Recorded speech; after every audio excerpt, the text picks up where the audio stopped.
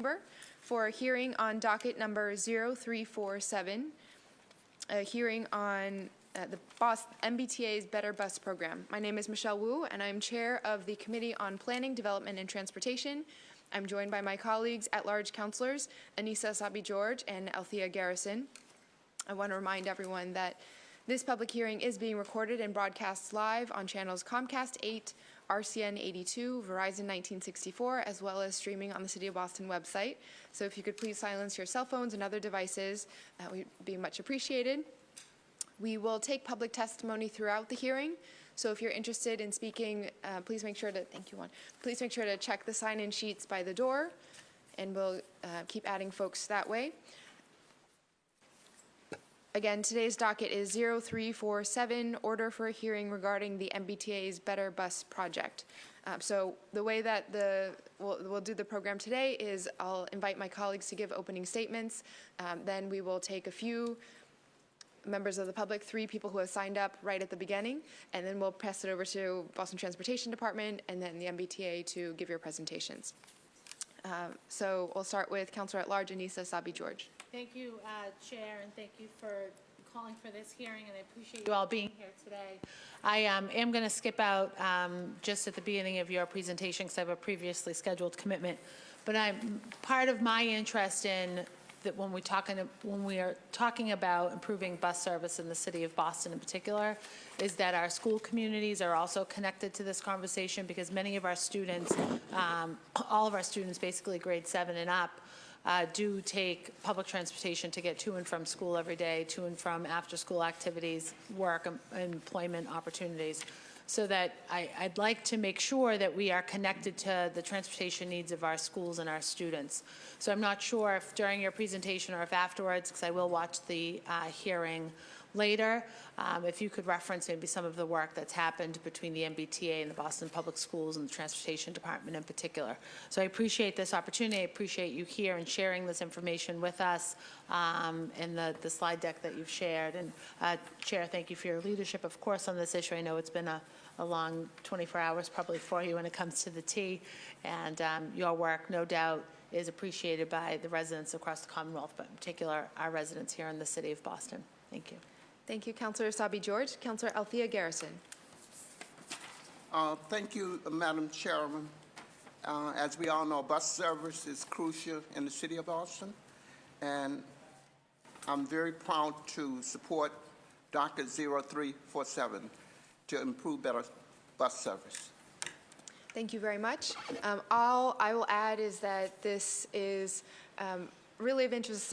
As my colleague referenced, we have been, many of us on the council were advocating around fare policy with the MBTA, and that has a direct impact and really increases the burden on our residents who can least afford it, increases traffic, and makes it worse in terms of our climate change goals. But that aside, this is an area that the city is directly participating in, and that we can make immediate changes that do not need a vote of the FMCB to move forward. So I'm really pleased that we're all here at the table. I want to thank you all for coming and making time with a very busy schedule of other commitments as well.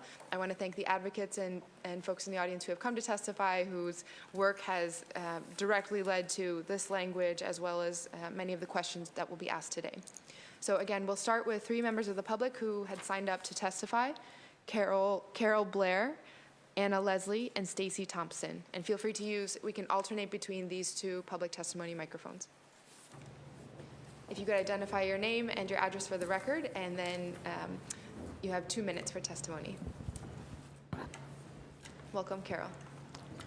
Thank you, Councilor. I'm sorry, I didn't have a lot of time to prepare this, and I would have liked to be more polished for you all. So let me just cut to the quick and not tell a lot of stories. Yesterday, I was on the T on the Orange Line with my granddaughter, who's not yet 2. She stood at the window and watched us speed by the cars on the turnpike. That's what I want from the MBTA. I live near Mass Ave, like a 2-minute walk from the #1 bus. And many of my neighbors own cars because they need reliable transportation to get to work, even if they live in subsidized housing, which many of them do. Many of my neighbors choose to walk to Cambridge because they can get there before the bus. Many of my neighbors choose to go downtown on the sardine can orange line that I rode this morning, and then the red line to get to Cambridge because it's faster than the number 1 bus. I rode the bus in 1977 through 1976, 77 to 80, whatever, I can't remember, with my youngest son, and finally set up bicycles faster. It hasn't improved in 40 years. Now we have, I'm sorry, I had a copy of the Go Boston 2030. I hope you're all familiar with that. It says that we're going to have bus rapid transit in 5 to 15 years. Vineet, when was that published? 2 years. 2 years ago, so that's 2017? Okay, so now we have about 3 to 13 years left, something like that, okay? And right now there's a proposal. I'm really irritated because I had a frustrating meeting last night on this, but there's a proposal to rebuild the Alexandra Hotel at the corner of Washington and Mass Ave, where the Silver Line crosses the number 1. What my neighborhood association voted was to ask for mitigation in terms of improvements to the public realm at that location that would improve bus operations. So we didn't just dream these up. I happened to talk to people at the T and the city at a Better Buses open house, and they told me, they actually sent me an email that said, here's what we would want in exchange for moving the bus stop that's in front of the hotel to their advantage. Here's what we'd want in return. That's what I've been asking for, and it's not seeing the light of day. I don't know why. Everyone I talked to at the T and the city at BTD seems to support it, but BPDA hasn't required the developer to talk about those things. And there was no one at last night's meeting, which apparently was the only, well, it was slated as the last meeting of the IAG to address mitigation. And there was no one at that meeting to say, from the city, there was no one from the city to say, this is important, this is consistent with our transportation plan, we would really love it if you did this. There was no one there to say that. There was someone there from Landmarks to say, please restore this building. There was someone there from BPDA to say, please get this done. There was someone there from the neighborhood, the mayor's office to say, this has been a valid process. But nobody there to say, this is important transportation work. So I don't know what it takes to get this done, but it's my understanding that it's what everybody who cares about transportation wants done. And I don't know who doesn't care about transportation. Thank you, Carol. Thank you.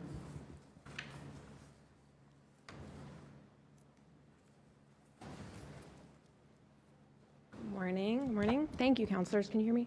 Is that good? Thank you for having public testimony first. I really appreciate that. I'm Anna Leslie, and I'm the director of the Alston Brighton Health Collaborative.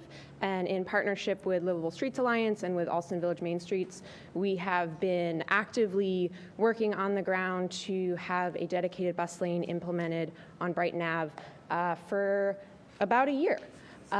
We have initially, this came from a resident's interest, digging up the CTBS data, connecting with MBTA. We know the data is there to say that this bus lane is direly needed.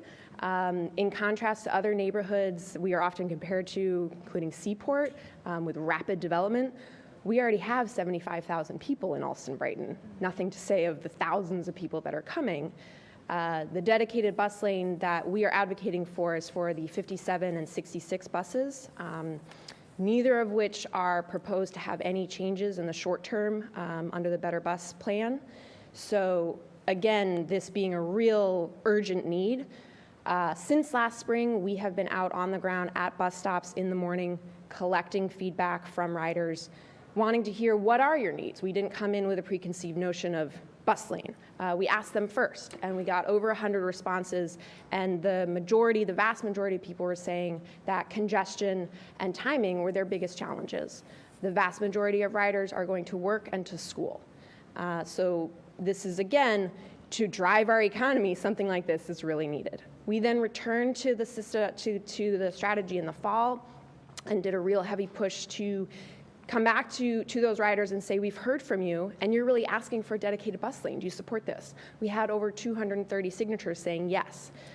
So we've done the groundwork. We've talked to customers going through Alston Village who are really getting there by foot, by public transit, not by car. This would be in the morning, so in terms of impacts on parking, minimal. We really want to replicate what was really successfully done and championed by you in Roslindale. And in addition, we've talked with the businesses. So we've done the groundwork. We have business signatures saying they support this. We don't understand what the holdup is. We've gotten a written commitment from the city saying this will happen in the spring. We're now being told it won't. So I would like an understanding, and I would like clarification today, what's the holdup? We've talked to Public Works, we've talked to the police department, and really trying to strategize with everybody what's the best way to make a pilot successful. Talking about a long-term pilot that could really test the system over the long term. In the spring, when students are still in session, it's essential that this be done when students are still in session because so many of them use this route. We've thought this through. As the Alston-Brighton Health Collaborative and as a transportation committee within that has dozens of organizations and civic organizations as part of that, we have yet to receive any response from the city. Councillor Siomo is supportive of this. He's been doing groundwork on our behalf. We have engaged with the MBTA, but in terms of hearing from the Boston Transportation Department, we have yet to have a response. And so we're looking for one today. Thank you. Thank you, Anna. We'll make sure you get your response in a little bit. Stacey. Thank you. Thanks, everyone. I'm Stacey Thompson, the Executive Director of Livable Streets Alliance and a City of Boston resident. And I will keep my comments short. It's always a delight to be able to ask questions instead of responding. So hopefully some of those questions can be addressed today. And what I would say is almost a year ago today, some of the councilors who are here or their staff were actually part of the release of our Better Buses report, coincidentally in the middle of a snowstorm in Dudley Square. And we are here yet again a year later talking about some of the same issues. And so, Councillor Garrison, because I haven't had the opportunity to brief you, I have a copy for you and we can chat after. Otherwise, everyone else has heard my shtick on this before. But this report focused specifically on the City of Boston and specifically on measures that the city could take in partnership with the MBTA on a 1 to 4 year timeline. We are now a year later, and we have successfully implemented a pilot in Roslindale, but through hundreds of engagements across the city on Blue Hill Ave, on Warren Street, on Mass Ave, and in Alston, we've heard from the community that they feel like the city is stuck and they want to have a clearer understanding of when these projects will be implemented. And again, these ones are critical, specifically looking for timelines and sort of areas of responsibility, who, what, when, for the Alston pilot that you heard about, for Mass Ave and for Blue Hill Ave, which Commissioner Fiandaca highlighted as priorities for the city in her presentation to the FMCB in, I believe, December. So, we'd like to move from ideas, reports to what's the timeline? Everything in this report is achievable with the resources we have right now. These are not new or different capital expenditures. So I'm looking for that type of information today. And thank you so much for listening to us and caring about buses. Thank you. Thank you very much. I'd like to acknowledge that my colleague, District Councilor Ed Flynn, has joined us.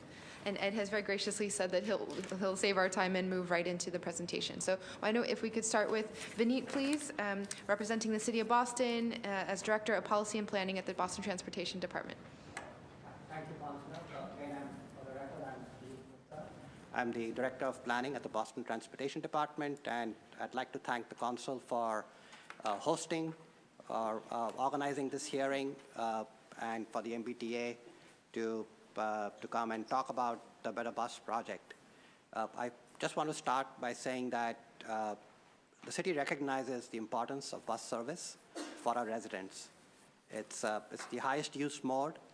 It's a mode that's used by all our residents in every neighborhood, particularly in neighborhoods that are not well served by the MBTA rail-based service. And so it's a lifeline for many, whether it's getting to work, or whether it's taking your kids to daycare, or whether it's just going for recreational purposes. So when we did our Go Boston 2030 plan, which is a citywide plan, even though we don't control the MBTA directly, we made a huge emphasis on identifying projects in that plan that relate to improving bus service, that relate to improving the subway service, as well as thinking both short-term and long-term in implementing those projects. So I wanted to start by saying that relative to the Better Bus project, we've identified its importance, and so we've been working hand in hand with the MBTA to kind of review their detailed route-by-route proposal. We've had meetings with the MBTA team and the Mayor's Office of Neighborhood Services, which has representation from throughout the city, so that they can give some feedback on some of the changes that have been made as part of the Better Bus project. And so we'd like to thank the team for making those presentations. We've also had a meeting with the Disabilities Commission. So they've presented to the Disabilities Commission to get some real kind of on-the-ground feedback on what it means for people who are disabled. We are also organizing presentations by the MBTA to our Age Strong Commission and to our Health and Human Services Department, as we believe that they should hear one-on-one from those two commissions as to what issues have to be addressed. We've done a detailed analysis, route by route, of the proposal. As you know, we've recently taken on board a new transit team at the City of Boston and the Transportation Department. Those two individuals are working hard even as we sit here, and have started to make a difference to see what the Transportation Department can do to work with the T to improve bus service.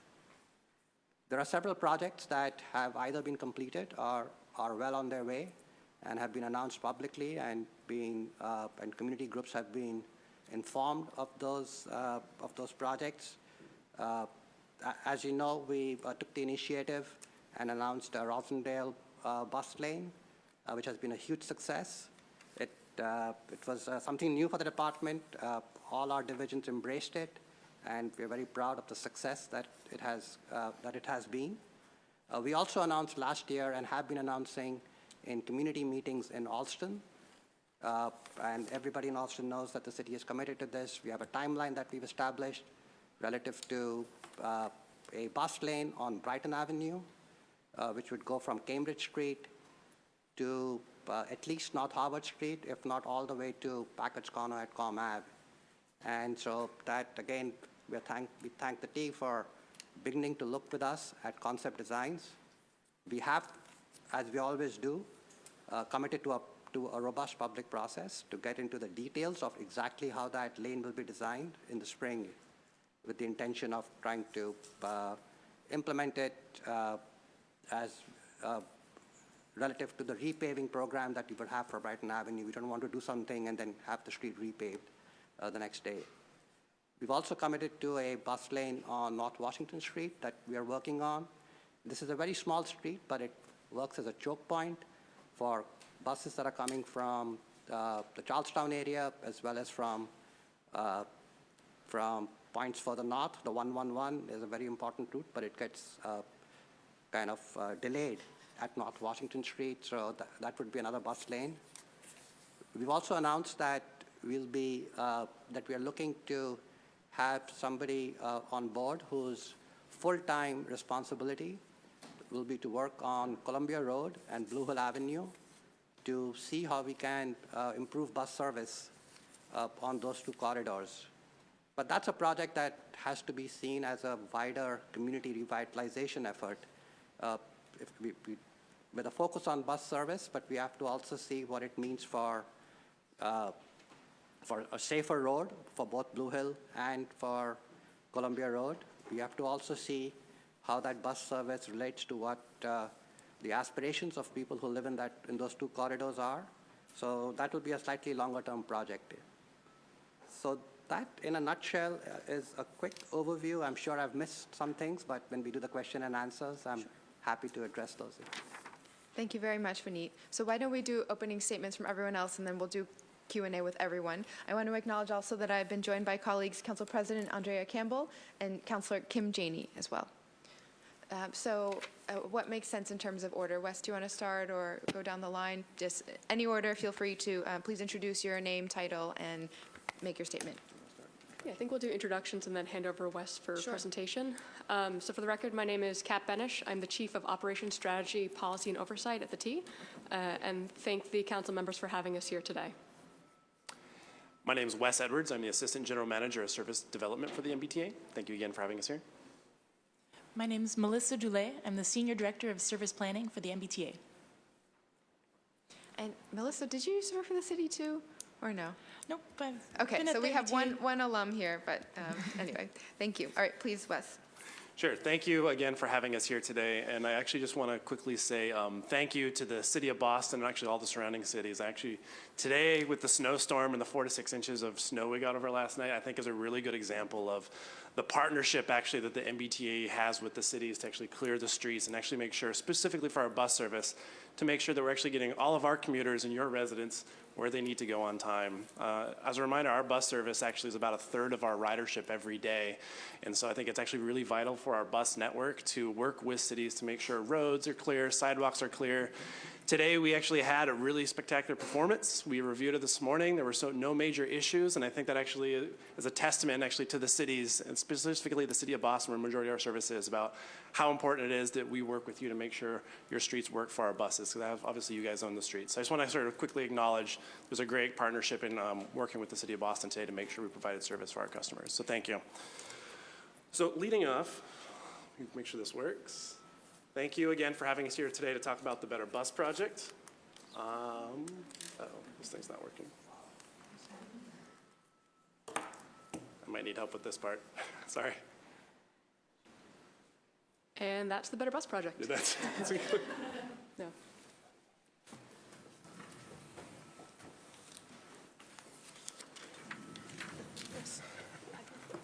okay, thank you. Carrie will come. Perfect. Figure it out. So just to give a quick overview. So I kind of touched on this a little bit already, but the bus network itself is about a third of our trips throughout the entire network. So there's about, thank you. Thank you, Carrie. So we have about 180 routes across our entire network that serve our customers. About 400,000 of those trips are taken every single day on bus service. We have over 1.3 million trips across the entire network. Our bus network specifically, we serve 50 communities around the network. So this is just kind of laying the framework for what is our bus network. So really kind of diving into what is the Better Bus Project. We were tasked in early 2018 with really looking at what are our standards for our bus network and how is our bus system actually meeting those standards.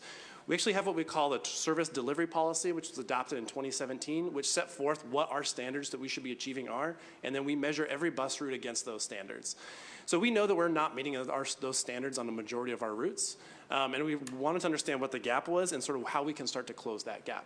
So we went through a process where we evaluated the entire bus network against that service delivery policy, identified some foundational changes we can make to better serve our customers, perform outreach around those changes, and then come back and develop a plan and recommendation to our board. And then based on that, we're looking to implement the first round of changes by the fall of this year.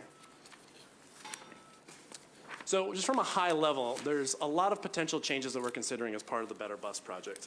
It's not really just about how we change our service. It's also about about the operational changes, the things that happen behind the scenes. It's also about capital investments, making sure we have the right number of buses, the right number of facilities, the things the public don't see but are really important to maintaining a bus system. Those are the capital investments. And the fourth leg that we see as really important is our partnerships with municipalities. This is really important for our bus network because our buses run on city streets, they rely on city sidewalks and city infrastructure, city signals to operate our system. So it's really important that we have a strong partnership with municipalities to make sure we have frequent and reliable bus service. And I'm not going to spend too much time getting into the potential benefits of better bus service. We kind of all know our buses will show up more on time, get people to work faster. People can really rely on the bus network. So just kind of just a framing of the three things that we're looking on the left and sort of what the potential impacts of those are on the right. So we started our outreach process in summer of last year. We actually went out to the public and we actually asked them, what routes do you ride and what do you see as the biggest problems we have? We had a lot of feedback. We had 7 regional public meetings. We had 15 transit talks, which is really us going into local community groups, neighborhood groups. People are already hosting meetings and talking with them about the Better Bus Project. We did street teams where we actually send multiple staff to some of our busiest bus stop locations, and they just start handing out surveys, trying to collect information as people are waiting for the bus. The product of that summer outreach was we had over 1,000 online paper surveys collected, and then almost 2,000 online surveys collected. So we heard from over 3,000 people about what routes do you ride, and then what are the biggest concerns that you have. And not only did we listen to our customers, but we actually started listening to our operators more. We actually hold, and we continue to hold, monthly listening sessions with all of our operators, because honestly, they probably know more about the system than anyone does who's riding the bus every day, because they drive those routes multiple times every day. So we want to make sure we're hearing from our operators as well. So what did we hear? You know, from the public, by and large, the top 2 things we heard is we want more reliable and more frequent service. This might seem obvious, but I think it's really important for us to emphasize that that is what we heard from the public, and we really want to use that as sort of our guidance for how we consider any changes to our system.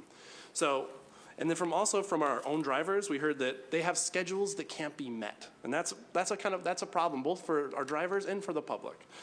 And also, the drivers recognize they would like to see better spacing of stops. We have almost 8,000 bus stops in our system. That's more than a lot of our peer systems, and it actually does cause our buses to stop a lot, which does slow down service as well.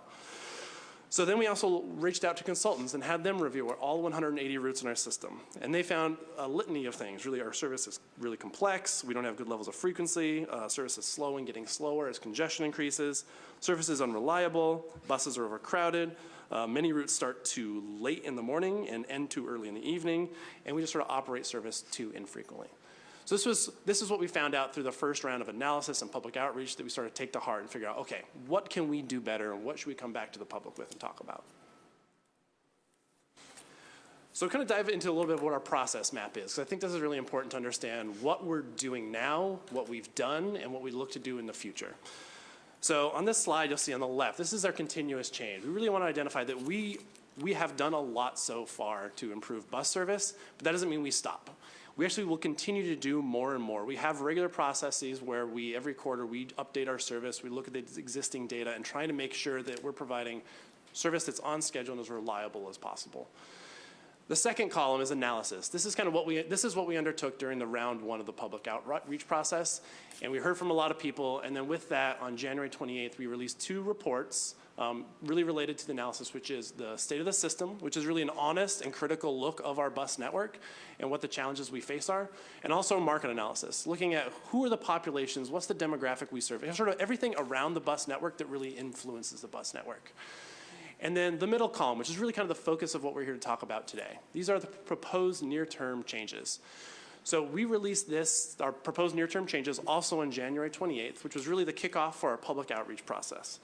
And I think all of you have a copy of this, what we call the folio. It's this yellow document.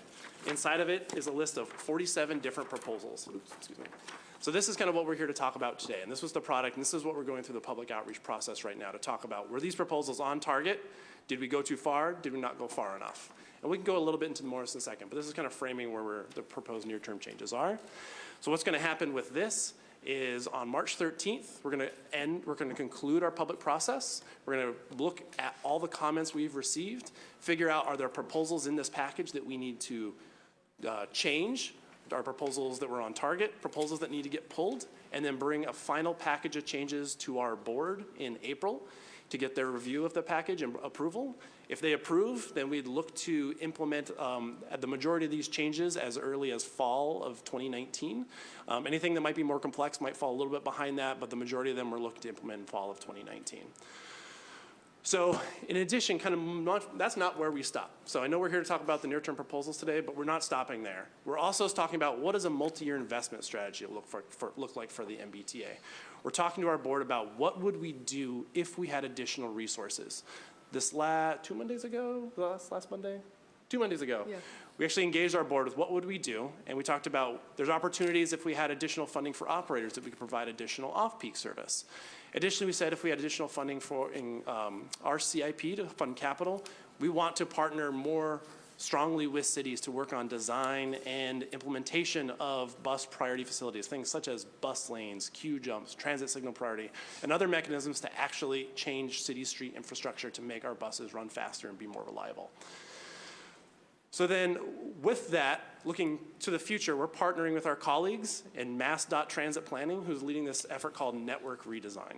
So this is really looking at a new sets of data that we don't have today. It says, are there connections that our transit system doesn't serve, where people start their day and they go to work or they go in the middle of their day that we don't provide, but there's a market for, and should we provide that? And how do we reconsider what the future of the network could look like? They're in the early planning stages of that, and they're kind of in the data collection phase right now and trying to understand what those measures should be. But we're working closely with our colleagues at MassDOT to move that forward. And this, what we see happening today and now, talking about Better Bus Project, is really building market share for what could be a future transit network, and really trying to build ridership and serve our riders now, as opposed to waiting for something to happen in the future. So that's just sort of a context setting for all the things that we have going on, and I want to let you know that we're going to continue to work towards improving bus service. So I'm going to jump to the next slide. So jumping kind of back to the proposed near-term changes. We had a number of principles that we looked at when we were looking at what the opportunities were throughout the network to improve service. So first, we were tasked with looking at things that are cost neutral. So this is really important because we needed to fix the foundation of our network before we can look at investing in new opportunities. So we found a number of proposals. All 47 proposals that are included in this folio are cost-neutral ways to improve frequency, reliability, and in some cases even make new connections that we heard people wanted in round one. The other principle is we wanted to combine similar services. Throughout our network, we might have services that are parallel to each other, get people to the same places, just might take a different approach. Is there an opportunity to actually combine those and provide better frequency and reliability? Also, we wanted to minimize route variations. There are some routes that have over 10 variations for the way they run the middle of the day. It's one route number, but it might go to 10 different places in the middle of the day, and it's actually complex and confusing for our customers. And not only that, it's sometimes hard for our operators to remember at which time they leave the garage and where they're supposed to go. So we want to try to minimize the variations, but that can also improve our reliability and our frequency of our service. We also looked at shortening unproductive sections of our routes. There are sections of our routes that are very long, and sometimes at the very tail ends, they might serve very few riders. There might not be a market. So we're looking at opportunities. Can we actually shorten that and then reinvest that in the route? And additionally, are there opportunities for us to straighten routes? We have some routes that we don't even know why today, where they go down the streets they do, and it seems, and when we look at it, it's like maybe we could straighten this out and work with trying to figure out where new stops could be and how we can better serve the public. That will also reduce complexity and provide more frequent and reliable service. So those were the principles we used when we looked at these, when we put these 47 changes together. So kind of summing it up, so what do we see as the total impact of this proposed package? So there's 47 proposals in here that affect 63 of our 180 routes. We estimate that there'd be about 2,000 passenger hours saved every weekday, which is about 500,000 weekday hours a year. So we can see that's pretty transformative if we can just do this portion of making these improvements. We estimate, just looking at our models, that we get about 8,000 new bus riders a day, or over 2 million new rides every day, over 2 million new rides every year. We see this as a positive impact on 30 to 40,000 of our weekday bus riders. And we do want to recognize that there are trade-offs to this. Because this is a cost-neutral approach, there's a subset of riders that will be inconvenienced. We see sort of network-wide, about 786 weekday bus riders would have to walk further than a half a mile to catch a bus. Half a mile is the standard we use in our service delivery policy for looking at access to bus service. But in context, it's about 0.2% of our riders. We also see about 3,000 weekday bus riders would have to transfer who wouldn't have had to before. That's a less than 1% of our ridership. And I want to just stress that all of these proposals that we're talking about are available on our website at mbta.com/betterbus. They've been available since since January 28th, and they'll continue to be available through March 13th. And the public can go there and comment on every one of these proposals. So just to kind of walk through a quick example, because we don't probably have time to go through all 47 changes today, but we're happy to ask any questions at the end. So the Route 1 CT1, this is kind of one that we've been highlighting for a while now. So as many of you know, the Route 1 goes all the way from Harvard Square down to Dudley Square. It's going through City of Cambridge and the City of Boston. The CT1, it actually is, I was going to say parallels, but actually runs the same route as CT1 from Central Square all the way down Mass Ave, and then turns in and does a sort of loop around and into Boston Medical Center. So we're actually proposing to combine these services. Some of the challenges that we actually see with the Route 1 and CT1 is some of our customers who can wait for either of the routes. They might see routes come every 4 or 5 minutes and then up to 15 to 18 minutes, just sort of depending on when how it's scheduled. The challenge is because these are routes that essentially serve a lot of the same customers, it is really hard to schedule them because they are different routes that have slightly different endpoints. So by actually combining the routes, we can actually provide a better schedule that's more reliable and actually can better serve our customers because we can shorten those long wait times. And it can actually, we think we can actually reduce the bunching and the crowding that might happen on the existing Route 1 and CT1 service. There's trade-offs to this as well because we are looking at the way, different way how we serve Boston Medical Center. Right now, the way the proposal is structured, it served the western side of Boston Medical Center, but it wouldn't loop around and then go into Boston Medical Center as well. So we'd just be serving it from one side. So using the Route 1, CT1 as an example, sort of what is the materials that the public are seeing? So we have a series of there's sort of one-page summaries of every single proposal available online. And we have a couple copies here today that we can leave behind as well. So when our customers go there, they'll see that there's a proposal for the Route 1 and CT1. It provides a description of the change. On the right side of the front page, we have the aggregated customer impact. And then we provide a map. The map, I think, is actually really important because it provides a visual representation to the change that we're making. And we actually used our existing system map that our customers are very familiar with and comfortable with and tried to recreate and show this is what the route would look like on the new system map. And then when you flip it to the back, it would also have why we, at the MBTA, we believe in these changes, but also trying to be very transparent and say, here's what the trade-offs are in making this change. And if in a lot of these proposals, there's more data that could be found. We just couldn't fit it all in this document. So we actually have links to where they could find additional data and analysis as well to support that. So our public engagement strategy. So we're right now in the midst of our second round of public outreach. We learned a lot in round 1 last summer, what works and what doesn't. So with round 2, we've built up sort of what we thought was really effective and then tried to tweak what we thought could have been more effective. So we're doing a lot of things. So we have a website, which is by and far the best way for us to receive back. We receive the most, and receive the most complete feedback. Again, that's mbta.com/betterbus. People can go there, review every single proposal, and provide feedback on every single route. We also have a digital and print advertising campaign that's robust. We're also doing neighborhood briefings. That's actually us going into existing community groups and meeting with them, talking about this project, answering any questions they might have on any of the proposals. We're also holding larger community meetings where we partner with other programs and projects at the MBTA, and we're going out and actually having an MBTA hosted meeting, and it's sort of an open style. We call it like the science fair model, where people come, they look at some of the easels and boards. We have lots of staff there to sort of talk about the different projects going on at the MBTA. We're also having a number of open houses, and these are really targeted at trying to go to station areas, especially bus station areas, where a lot of our customers might get on and off our system, and trying to catch them as they're commuting and say, hey, stop on your way home or stop on your way to work. We have some really important information for you, and just try to catch them. We're also doing street teams. We found this very effective. We're actually having staff go out, meet bus riders at stops, and just sort of hand them information to let them know and drive them either to the website or to the public meetings or other venues where they can provide feedback. We've done stakeholder workshops, working with a lot of advocate groups. We've been working with a lot of officials and state legislatures, trying to make sure we get the word out about the project. We're also doing municipal engagement. A lot of these routes, like I said, they go through they go through cities, they go through the towns around the greater Boston region, and our bus service is really reliant on making sure that we partner with cities and towns that make sure our bus service is frequent and reliable. And the last one, I know we mentioned this already, but it's really hearing from our operators. Make sure they understand what we're proposing, seeing if there's any challenges that they see, if there's any revisions that we should make to these proposals. All of this feedback, we're going to be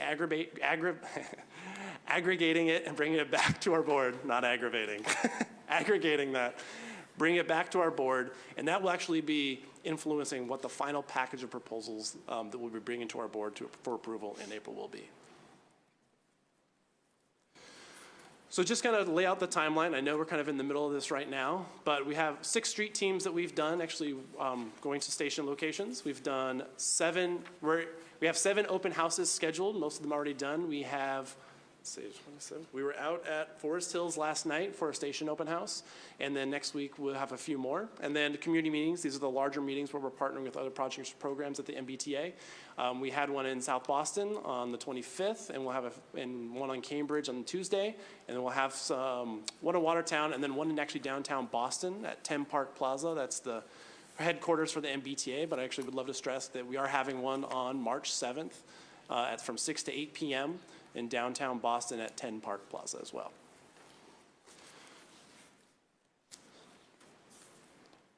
Oh, I think I did it again.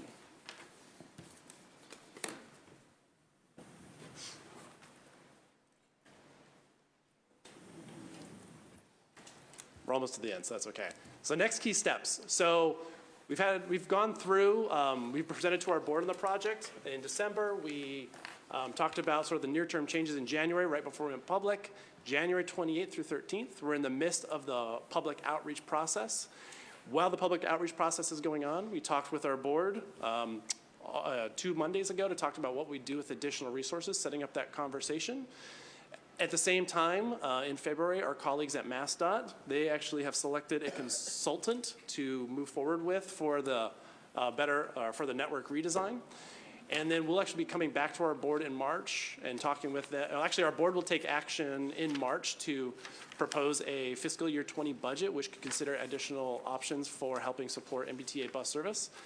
And then in April, we'll be bringing this final package of proposals as revised per public feedback to our board for approval as well. So there's kind of a lot of things going on. So I kind of want to make sure that you see this timeline for sort of the efforts that are happening right now to sort of start to address bus service.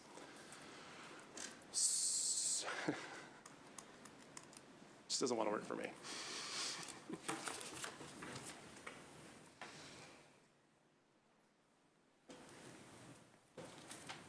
So just to kind of quickly go through, specifically to the city of Boston, there's 30 of the 47 proposals that impact 42 different routes and that touch the city of Boston.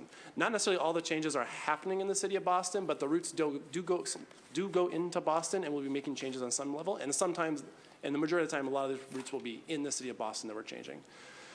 So maybe I'll have Melissa read them while I go through, because this is going to be just kind of walking through very quickly. So. Okay, thank you. So again, we have 30 proposals on 42 routes that touch the city of Boston. First, in order numerically, we have the Route 1 and CT1 combination. Again, as Wes earlier mentioned, that's really focused on improving service on the 1 overall, even though it means that there's a trade-off of folks who are traveling farther into the Boston Medical Center campus area would have a longer walk, but that we hope that it would improve frequency for the vast majority of riders who are using stops on Mass Ave to get to Mass Ave Station and Hines and across the bridge over to Cambridge. We also have a proposed change to the 4. That is our main connection between, say, the commuter rail at North Station, Orange Line and Green Line across over to the South Boston waterfront. So the proposal here is to bypass Northern Ave and stay on Seaport Boulevard, which we think is more central to a lot of the new developments that have sprung up in the South Boston waterfront area and would be a more direct routing as well. The routes 5 and 16. I don't know if we need to go through one by one. I think if councilors are okay, if everyone kind of reads and has questions, unless there's someone who wants us to continue going through each of the routes. Okay, I just think there'll probably be more time for Q&A that way. Sure. I appreciate it. And yeah.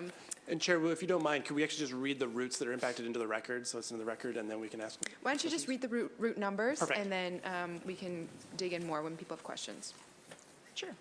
So we have changes to routes 1, CT1, 4, 5, 16, 8, 9, 18, 19, 26, 27, 34 and 34E, 36, 37, 44, 47, 52, 60, 65, 89, 90, 92, 93, 95, 111, 120, 201, 202, 215, 424, 441, 442, 448, 449, 455, 459, 501, 502, 503, 504, and SL2. Great.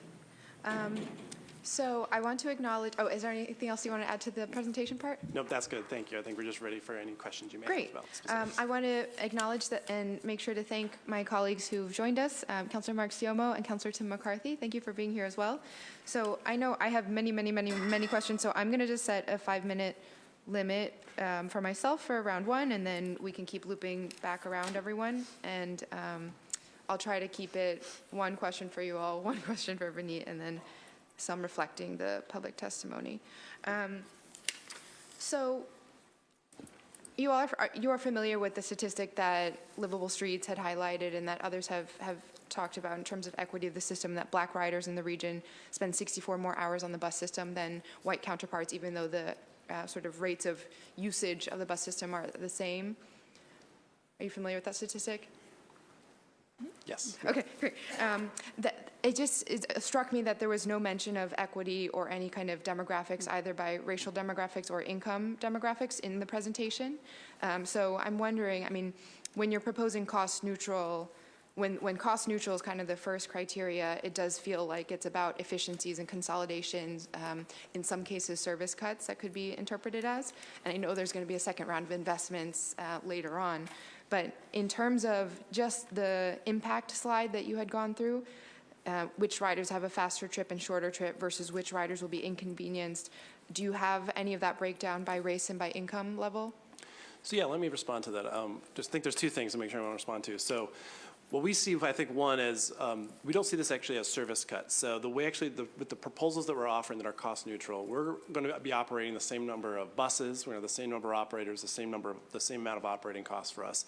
It's really about finding ways that we can reinvest in the system. So I just kind of want to make sure people know that this isn't really about us cutting service. This is actually about us taking the existing resources we have and finding different ways that we can serve our customers. But it's about kind of stretching it. It seems like stretching out routes, eliminating the number, stretching out stops, eliminating the number of direct, you'll be increasing the walking distance for a number of people. And in some cases, you could increase the frequency to match that, but you're not necessarily adding more routes or adding more drivers or buses with any of these. Right, we're not adding more drivers, we're not adding more buses.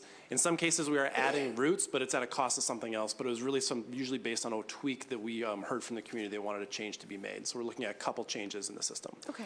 And to your second question, we actually are, so there's two things to bring up. So one, the market analysis, which I referred to earlier, we didn't actually talk too much about that, but that actually does provide some initial demographic and other income information as well. It's probably sort of system-wide. The second piece is we actually are performing an equity analysis right now. It's not finalized yet, but it will be ready to actually bring to our board to make sure that actually is influencing some of the decisions that are made about which proposals move forward. And will that be in April, or when will that be done? It will be available definitely by April. We're hoping more mid to end of March. Okay. And the second But that'll thing, be after all the public comment period's already done? correct. Okay. The other piece that we're hoping to actually hear, the other piece that we're hearing from is a lot of our disability community as well. Our own groups, System-Wide Accessibility, has reviewed these routes and from probably a different lens that we actually had looked at and sort of understand what is the accessibility issues and what are sort of the stop issues related to our disability community and what their concerns are as well. They can also influence the proposals that are moving forward. Okay. So just a question to clarify on roles, to make sure I have this straight. So the MBTA is in charge of the actual sort of routing and where the buses drive, the frequency, the drivers and the number of drivers and buses, the number of stops, and BTD handles, but where on the streets the buses drive, whether there's a dedicated bus lane, as well as some coordination on signal prioritization, and potentially some back and forth on the exact location of the stops, you know, this side of the street versus that one. Is that right? Specific to the Better Bus project, we are reviewing the MBTA's proposal, just like any other community is. Yeah. But just in general, in terms of how bus service operates, is that correct? So there are Okay. there are other initiatives independent of the Better Bus project that we are working on to improve bus service in the city. So we have this data set. I hope my colleagues have this one too, which I want to thank Trish for sending over. It just has on-time performance, and so the ones at the end are the ones that are most late or delayed. And we talk, some of the reports lately on buses have emphasized that the congestion has a lot to do with it, that you could add many more buses or drivers, but unless there's a dedicated bus lane, there's really sort of a bottleneck in terms of what can be done to speed up bus service. Is that correct? That's correct. And that's really on the City of Boston. So in terms of dedicated bus lanes, Vineet, just to reiterate Anna's question, was there a commitment to have an Alston-Brighton pilot up and running by spring? We have committed to doing a public process What in does spring. what does that mean? So we've made some announcements in the ongoing transit planning that's happening in Austin Brighton in partnership with the BPDA. So there have been some community meetings that have been held in that neighborhood in the fall, just to kind of announce the project and get some initial feedback. We will be working with kind of local community and holding a public meeting to talk about the bus lane that we would like to install on Brighton Avenue. The meeting is not to discuss whether we should have a bus lane or not. The meeting is to get into some of the details of exactly how the bus lane would be designed. So we would do that this spring. We will also go door to door, much like we did with in Rosendale, and talk with every business. Because there are many, many, many small businesses along that corridor, and we want to make sure that their issues are heard and that we try to resolve them. So we are committed to a public process as we are. When will the lane be implemented, likely? It depends on how the public process If goes. it goes as smoothly as We could do it in, I don't want to commit to an No, exact date. just So an I could say estimate. late spring, early summer. Late spring, okay. Early summer and maybe beyond. Sure. Okay, so one last question on my end, and then I'll pass it over. But I think we probably should go in order. Counselors, that's okay? Okay, sure. I have a meeting set up with Brighton Main Streets, who committed several months ago to start that public process by going door to door. They sent me something that was totally inadequate.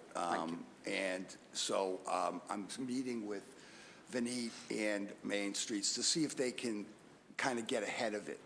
Go door to door, with the materials, the outreach materials, with a date in mind to get this project started sooner rather than later.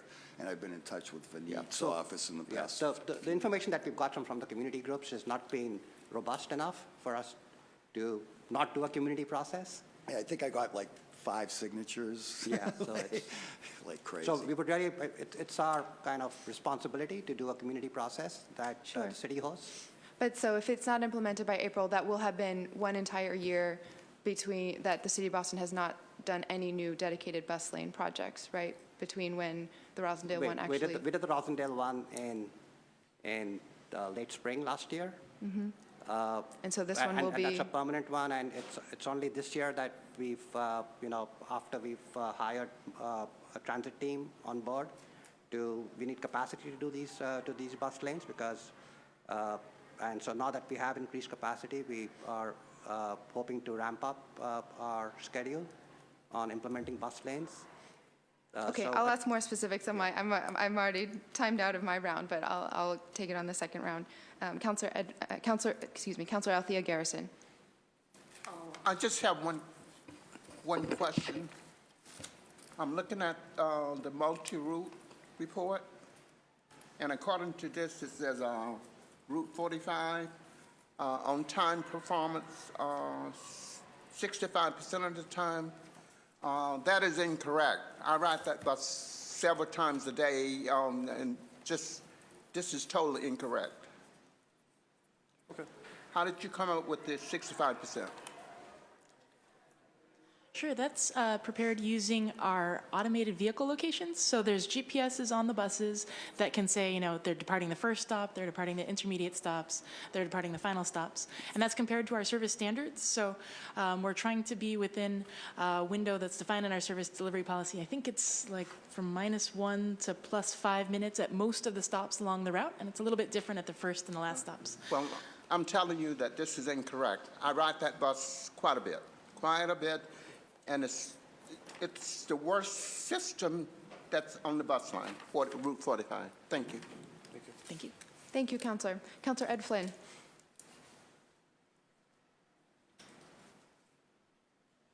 Thank you, Councilwoman.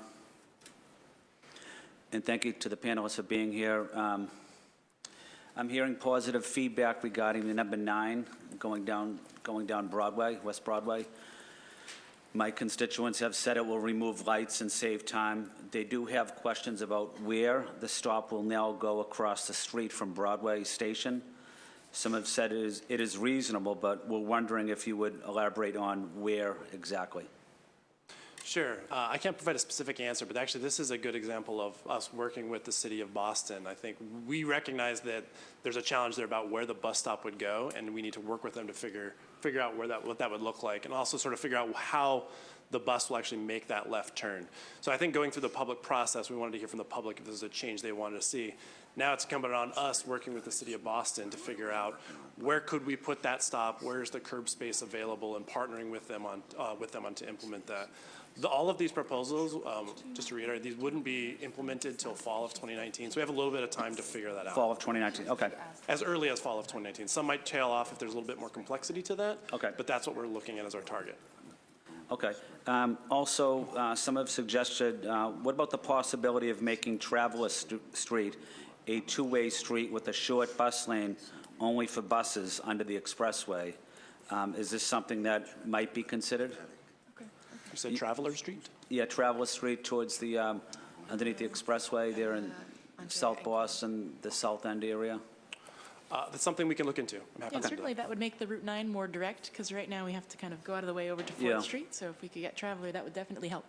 Okay. And then my final question or comment is, I had the opportunity last week to attend the Mayor's Commission on Persons with Disabilities, and I'm glad you brought the disability community up as well.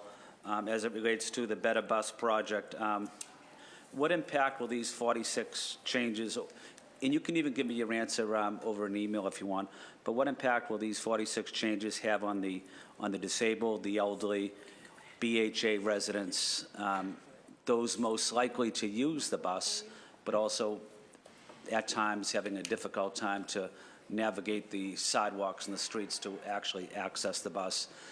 If you want to give me a short answer, that's fine. If you want to send me something over the email, that's also fine. Sure, no, and I think actually this is a really important point for us too. So it's something that we're actually working closely with our system-wide accessibility office to understand sort of what are the challenges faced by actually making these changes. And I think it's looking at what the opportunities are by doing this. So for example, do we need to clear snow in different areas? Do we need to provide different wayfinding? Do we need to provide space where our buses can now have like accessible bus stops that didn't exist before? Are there shelter needs? Kind of going through like, if we change something, how can we provide comparable amenities in a different location, or how do we serve that same community? Certainly there are trade-offs. A lot of this is like we're moving some stops around in some places, so there could be trade-offs about the distance people have to walk. And we need to really understand that. And we have a lot of great staff behind the scenes looking into that right now. So I don't have a specific list, but we're trying to understand that as we go through this process. And if you do change the routes, are we making sure that when the bus pulls up to the bus stop that there's a ramp already available for access for the disabled? Yeah, so any time that we move a bus stop, we are required, and for good reason, to make sure that it meets our accessibility standards, which really means there's like a 5x8 space at the front door and a 4x10 landing area at the back door. So if we move any stops, we'll be working, if it doesn't, that space doesn't already exist, we'll be working with the cities and towns throughout the region to try and do that, to try and sort of build that infrastructure or find a location that meets those standards. Thank you for taking my questions, and thank you to the MBTA and to the city as well. And disability access is an important issue for me, so that's something I will continue to stay on top of. Thank you. Thank you for being here. Thank you. Thank you, Councilor Flynn. My two colleagues have very graciously offered to let Councilor Siomo go since he has a time commitment. So, Councilor Siomo, you have 5 minutes, though. Thank you. Thank you. I just have a couple of quick questions, too. The 86 bus, terribly, unreliable. It's in the middle of the pack, according to your data. I don't know if, and I apologize if you had already addressed this. I know you're looking at the stops, the amount of stops, where they're located. I think Western Ave has been brought to our attention numerous times that there needs to be major consolidation on Western Ave. And I think that would help speed up the reliability a little, hopefully. You know, I know we have to do the public engagement before the dedicated bus lane is implemented, and you know, I'm really excited about that possibility for the 57 and 65. I think is also there. The 64, I also see that I used to live on that route, and I don't know how long you guys have been around, but about 6, 7, 8 years ago, there was a proposal to eliminate the route from looping around to go down Hobart Street. And right now, if there's a snow emergency, it will go directly down Brook Street. I actually made that suggestion 7, 8 years ago. We had a public meeting, and it was jam-packed with people who did not want to see that change. You know, it was unfortunate. I still think it's better to go right down Brook Street, but I'd be interested to see how that plays out. I don't know if any of you were here 7, 8 years ago. I was there. Yeah, Right at the library. Yeah, the Honan Library, Honan Library, right? yep. Yeah. You remember what probably happened, right? It was just overwhelmingly against, which surprised me because as someone who lived on that route, everybody that convened at the park, which is the Hobart Park area where the bus goes by, seemed to be universally in favor of getting rid of it. Why is this bus coming down, you know, a residential street like this? But then, for some reason, so I don't know how you know, maybe things have changed. I hope. I think it would be an improvement and certainly increase the reliability. I think and then one other thing that's probably maybe not been discussed. I recently moved to a new location, and the bus stop is, you know, not far from the location I'm living at. Have you looked into? I guess let me preface this by saying when I pull out of our driveway, the sight lines for getting out of driveways and such, I would ask you to look at. If you're going to put the bus lane here and there's a curb cut here and people are coming out, maybe move it to the curb cut. It would help improve sight lines for people coming and going out of garages and parking lots. I know it would definitely improve the sight lines at my current location. It just made me think this could probably be advantageous in other spots without totally messing up accessibility. Mm-hmm. Yeah, let me just quickly respond to, I think, your second question. I'll ask Melissa just sort of clarify what we're proposing for the Route 64. I think to your second question about the bus stop locations, it's actually a really good point. It's something we actually think about where we're putting bus stops. There's a couple considerations we have to make. One is sort of the operational efficiency of it. So can we, for example, do you go on the near side of an intersection or the far side? Right. And so a far side for us is typically operationally better. Also, where's the crosswalks? So that's really a safety issue. And I think, honestly, the sight lines are a big issue as well. We want to make sure we're not putting any vehicle drivers or any pedestrians specifically in harm's way, especially because they're the most vulnerable users. So we do take all that into account. Good. However, there's always challenges in any street. So we try to look at that. Every stop is different. And Right. we also have to partner with the cities to make sure we understand what the impacts to the abutters, parking, et cetera. So Who thank can you. I It's been a talk long to time. about my particular, You can very email- parochial issue? You can reach out to me, and I will see if I can Oh, help figure great. this out. Okay, thank you very much. Thank you. Thank my colleagues, too. And I might ask just to see if Melissa can talk a little bit about the Route 64 proposal. Okay. I think you are familiar with it. It is very similar to the proposal from the 7 or 8 years ago to have the bus, instead of going through the sort of narrow neighborhood streets on Faneuil and Hobart Street, taking the sort of more direct route on the kind of more, the larger street, Brooks. So that's the proposal. Yeah, we got pushback from the Brook Street people who didn't want it there, and people who wanted it to go down Hobart Street because, it was just more convenient for some people. So I don't know how that plays out. I still think it would be a better route to go down Brook Street, but for the sake of efficiency and timing. But And especially on days like today where, when you have snowbanks, it's very difficult to Absolutely. navigate some of those very tight turns at the corners when you're on narrow residential streets. one of my son's friends lives on the corner, and if they can't make that corner from Falkland to Hobart, they're leaning on their horns at, whatever hour of the night is, rightfully so. They can't get by, so it's been a problem, but thank you. Thank you. Thank you, again. Councilor Sioma. President Campbell.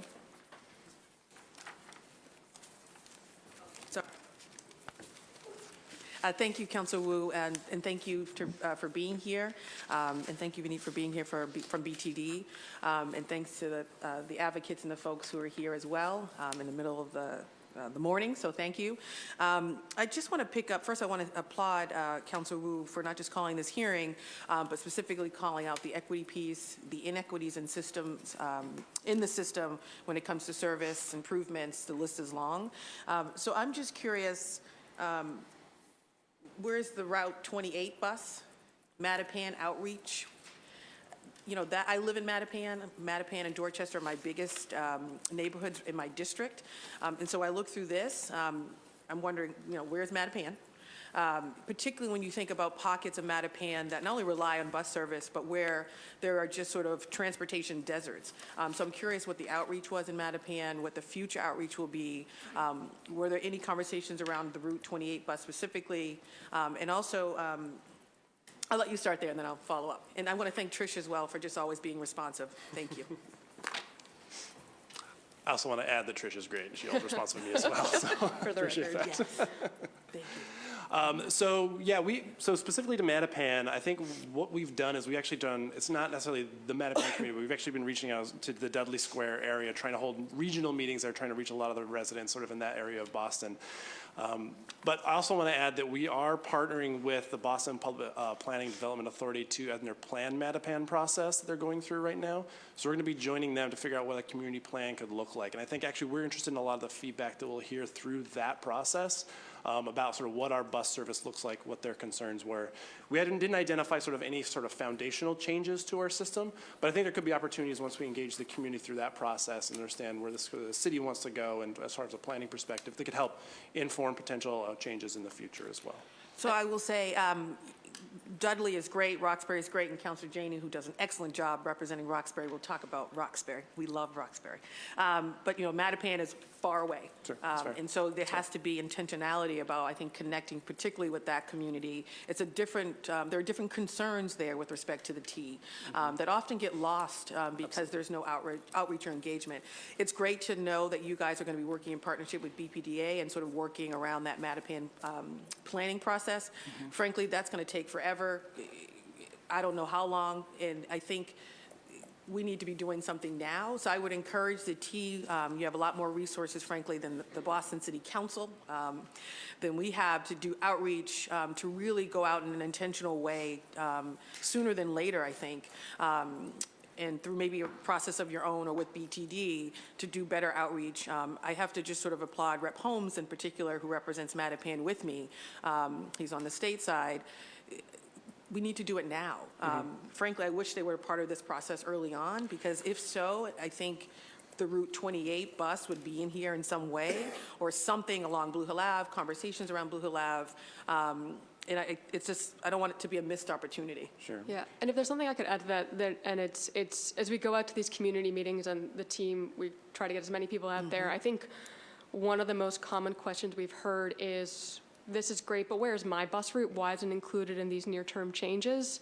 And the answer is sort of essentially what we told is twofold. One, this level of effort, these proposed changes, is really, to our knowledge, fairly unprecedented at the MBTA, and trying to really have public engagement, and that there's only, I think, two things. One, the Better Bus Project does not stop with these 47 proposals. There's multi-year investments, and depending on our learnings from this process, we want to keep doing this. We want to keep coming forward and saying, okay, we did the first 30%, because we're only really affecting 30% of our routes.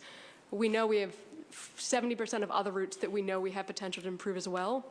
that from an organizational capacity standpoint, there's only so much we can change at a time, and that's also where the network redesign comes in. So if someone's route isn't on here, we're communicating. It's not that your route doesn't need to be more reliable. It doesn't need to be more frequent. We know that, but we're only able to do so much change at a time.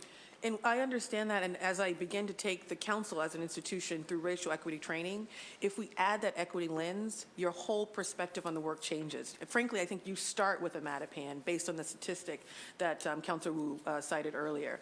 You start with certain routes, and this leads to my next question, which is, I don't know if you sort of the T has this data, but I'm curious, is there data sets that say which, by race, for example, which, where are blacks or Latinos, or, what bus routes do they use the most, right? Because I think you then start there. And they should be at the top of the list, not at the bottom or not on the list at all.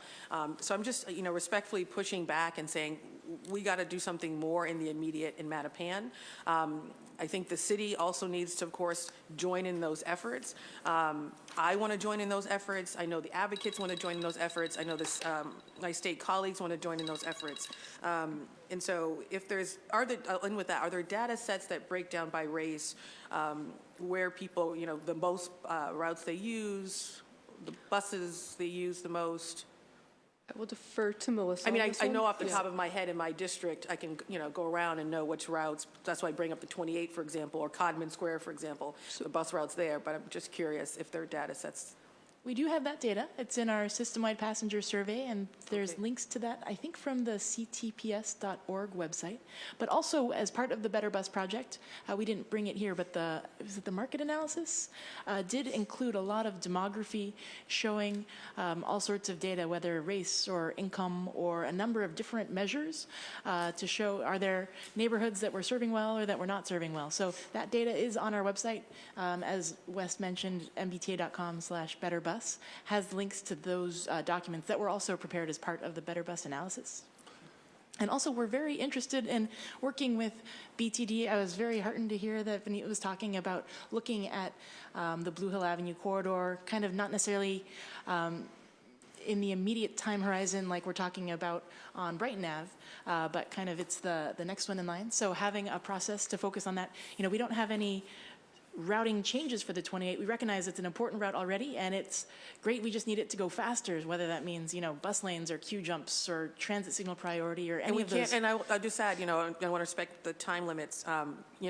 People, I'm done looking, we need to start doing, right? And if it's on our end, if the holdup is on our side, Vineet, let's start doing. But that Blue Hill Ave corridor, we need to do a lot more, and I'm all in. I'm all in. Thank you, Councilor Wu. Thank you. And thank you to my colleagues. Councilor Janey. Thank you so much. Thank you, Madam Chair, for holding this hearing. You've been an amazing champion on these issues, and I certainly appreciate all of the work that you do. Want to thank the panel, and also want to thank the advocates in the room who are doing just great work, reminding us that we need to invest in our public transportation system and that we need a reliable public transportation system. I also want to thank Councilor Garrison for her hearing order yesterday and for her comments about the 45 bus route. Even though I know you have data to back up what you're saying, I know what she's experiencing and what she feels, that our buses that come through communities of color are much slower. I mean, you've said the statistics, 64 hours longer for communities of color. And I'd really like to start there, coming back again to the equity question that Councilor Wu and Council President Campbell talked about. I'm very much interested in understanding of the 30 proposals impacting 42 routes in the city, which are in Boston, which of the routes are in Boston, which have communities with lower income, and did you do an analysis by race and income at all? And I'm particularly, whoever put this together, so I'm interested in having this kind of information done by race and income. So this is looking at the routes and on-time performance, but also your list that you have here how you came to this list. As you said, why aren't we starting with the 28, which goes right through Roxbury to get to Mattapan? Why aren't we starting with the 64 hours that black riders have to ride much longer than other riders, even though they ride the T at similar rates? So that's one question. I don't know if someone has a response to that. Sure, I can take a stab at that. So I think a couple things. So one, I think to the data question. So we do have a lot of data, and I think to your point of, sometimes the data doesn't reflect what customers actually feel. And so that actually was our first goal in the round of public outreach that we did last year in the summer, was actually asking our customers what they rode, what routes they rode, and how they felt the service. There's a lot of different ways that we can see data, but not unless you ask the customers how they feel, I don't think we really understand it. So I think that's actually important feedback that we found last summer during the public outreach process that really influenced what we heard The feedback today. is great, and I'm glad you're connecting directly with riders. I guess the analysis, though, using the equity lens to decide which routes you want to make these proposed changes for, I think would have been helpful to really look at that through the lens of race and of income. Yeah, and let me get to that question too. I think that's an important point as well. So what we did actually for these, so there's, just for clarification, there's 47 proposals across the system, 30 of them that touch the city of Boston.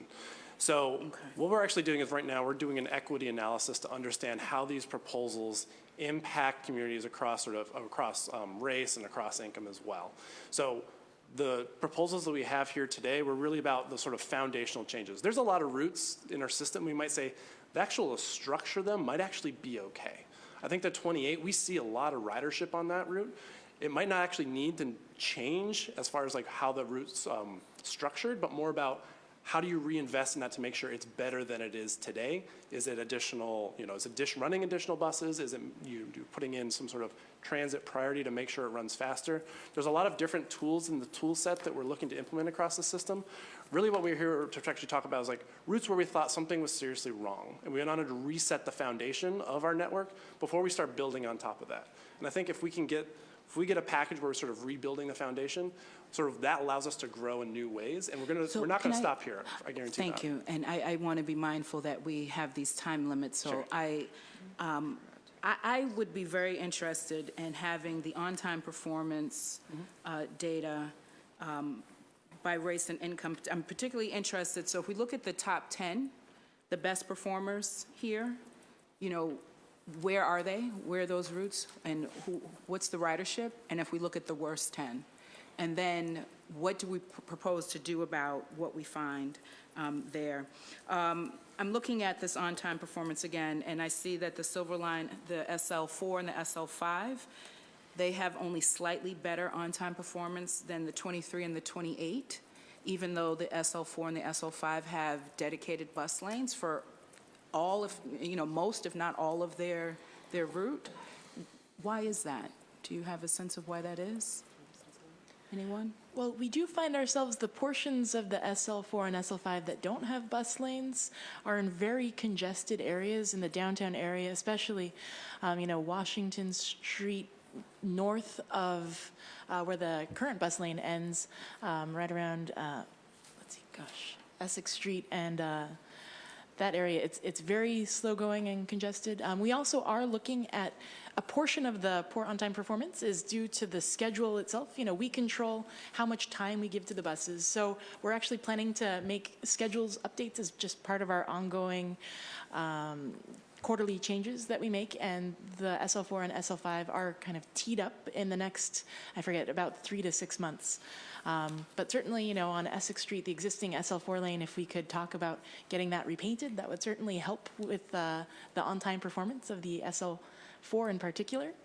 So there's lots of options that we have to look at. Yeah. And if I could add to that really quickly too, and especially in the downtown area where the bus lanes exist for the Silver Line, any help that we can get with enforcement would also be really helpful there as well, because I definitely, as anyone who knows that kind of walks through that area, there's a lot more than just the buses driving through there as well. And so I think partnering with the city. Of the bus, enforcement of the bus lanes. Yes.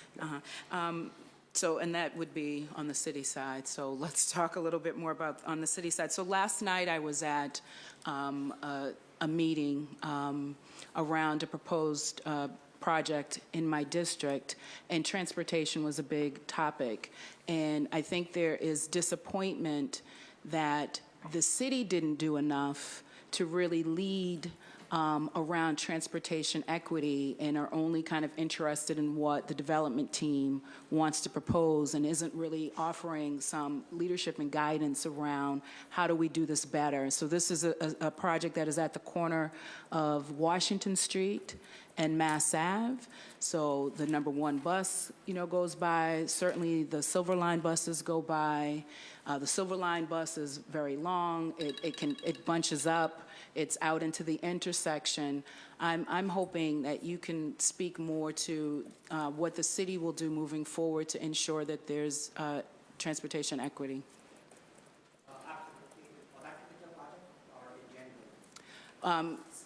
In general, if you have information about this specific project, yes, but... Yeah, let me start with the specific project. It's something that we actually have had our transit team analyze and try and see if we can make some improvements to how, both on Mass Ave and Washington Street, how bus service can be better accommodated. So that's something that we will meet with the developer and have a hard conversation with them. And I hope it's informed by what residents... Yeah, absolutely. And actually, I've had 2 personal conversations with Carol Blair on the phone, and I know that she's very concerned about this issue, so we've made sure that we're talking one-on-one with community leaders who care about this issue. Thank you. So that's one piece. The second is that we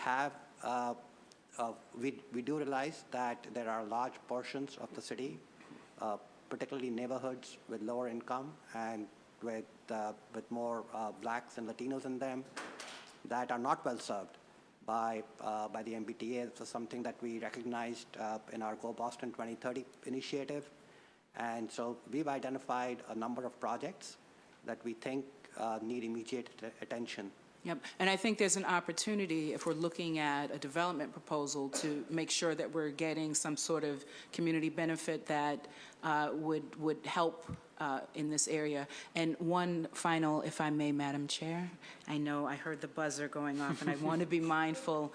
I just hope moving forward, I know there are lots of next steps, that there is this analysis around race and income, and that informs your thinking moving forward. I think, the on-time performance is very important because it is impacting communities of color and poor communities disproportionately. And, I look at the overall performance, and it's 66%. And I know we are not using letter grades anymore, but back in my day, a 66 was a D.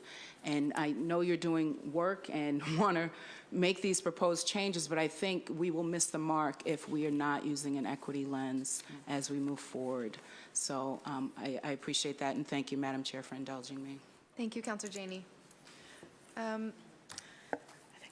So just to kind of put my final comment on the equity piece, which I think my colleagues have all spoken to really eloquently, I guess my big picture concern is that it's sounding to me that the MBTA is intending to do sort of a separate equity analysis that will be done after this kind of first round of engagement and dialogue and feedback is already settled, that if your public comment period ends mid-March and you're talking about maybe finishing the equity analysis to be ready after that or even into April, I just think it's important for everyone who rides a system to understand that it is a system with many other riders too, and if you don't give people the chance to react to the equity numbers at all when they're giving their public comment, it just keeps us kind of pitting different communities against each other. And so I would just really encourage, obviously I know how much we all have to do at the city, I know how much you have to do, so I would say if it's possible to, get the equity numbers out sooner so that there could be overlap, or on the other end, push back the comment period so that there can be another push around people reacting to what does this mean, and does that, I think there are riders from some of these buses at the top of this chart that would be very happy if more of the resources went to lifting up riders who are subject to much, more delays if they knew what the demographics and the breakdown was. Any reaction to that? Is that possible, or? Well, we'll look into the timing of the equity analysis to figure out how we can make, what the exact timing is to make that public. Thank you. So then shifting back to Benit, the Rosendale bus lane was piloted in May and then implemented permanently in June of last year. And then it's this Alston, the Brighton Ave will be done, you think, late spring? So I actually emailed my team to get a more accurate schedule on the Brighton Thank Avenue. you. So just so that we have it for the record. Perfect. And this is a schedule that we've discussed with the MBTA in a Okay. meeting that we had. We're also meeting tomorrow morning to talk about this project, the MBTA and the city, to really get into the precise detail of how we're going to implement this, because the city is very committed, the MBTA is committed, the community supports it, and so we want to go ahead. So what I have here is that in March, we'll be reaching out to the local community. In April, we will be, the T will ask its consultant to start doing the final design for this project. And please jump in if you think, wait a minute. And so that would take till April and May. And then, so the earliest that, we would also develop a operations plan hand in hand with the T, because it's not just about the bus lane, it's about how the bus is performing. And so we would look at that in June. And so the earliest that we could initiate the actual operation of this would actually be midsummer. And I might add to that too, that is the final schedule is tentative based on the level of changes in the corridor that we look to make. So I think based on the design work, that'll inform kind of what the final schedule is. And is that all happening internally, the decisions on the scope of the design work? So we're working very closely with the City of Boston actually on developing the scope that the consultant will be putting together. And after tomorrow morning's meeting, which I believe is at 8:30 in the morning tomorrow, we'll have a much better idea, because just like you, we'd like to pin down precisely what the schedule is. And there are a number of factors. Is the road going to be repaved? I've walked down the corridor several times. There's some neck downs that come in the way that have to be thought through. It's not as easy as it was in Rosendale. We didn't have to do any new kind of lane lines. We'll have to move all the lane lines. So it's a slightly more involved project than Rosendale was. Yep. So which is why we need some expertise from the T side to do the design for us. So given Anna's point earlier, though, about that being when students are gone, will you then take into account if there is an outcry or perception from the businesses that there's some impact, I mean, that you will take into account that this is all, you're comparing this against sort of last summer rather than when the students were here and We intend to talk with the businesses and make the case that this is good for their business. Okay. Yeah. So this is moving forward no matter what, and then you're saying that the commitment is to basically have it launched midsummer. Correct. Okay. So. And we'll give you a more accurate schedule after tomorrow's meeting. Great. Thank you for checking on that, Vinny. That's really helpful. My pleasure. So does this mean that there will just be this one project in 2019, though, then, or will Mass Ave and Blue Hill Ave also be able to be done by the end of the year? So let me give you a sense of the projects that we're focusing on. And I just want to say two things in advance. One is that we are committed to the projects that we've identified, but we are also committed to a robust public process to make sure that that residents and small businesses, and particularly abutters on these corridors, are engaged. Because we don't want to have a project that after a month, everybody says, whose idea was this? You never talked with us. And so we want to do it right from the very start. So with that in mind, I talked about North Washington Street. So that's a critical piece. We actually already have a design for that because it's a very small piece. And that will be a 24/7 bus lane. And that will be done this year. We have a design for that section, and this is to do with the SL4 and SL5, for that section of Washington Street where we want a exclusive bus lane so that that portion which is causing the delay is actually addressed. And so we have that design ready. It's a matter of implementing that. So we will do that in 2019 as well. We are, as I said earlier, we have the funding to hire a full-time person who would work on Blue Hill Avenue. We realize the importance of Blue Hill Avenue. It's in our top 10 projects, even though we don't control the bus service, that the city would like to see happen. And so we are hiring a full-time person, and we are, Rep Holmes and Councillor Campbell, and particularly have been very kind of helpful in this. So we will hire a full-time person who will do that corridor and Columbia Avenue, Columbia Road. We hope to hire that person, and then we want to start a public process this year. I can't see that we will see an improvement necessarily in 2019 on Blue Hill Avenue, but for sure we'll have a very engaged process to figure out exactly what the improvements would be for Blue Hill Avenue. So those are some of the projects that are. What about Mass Ave?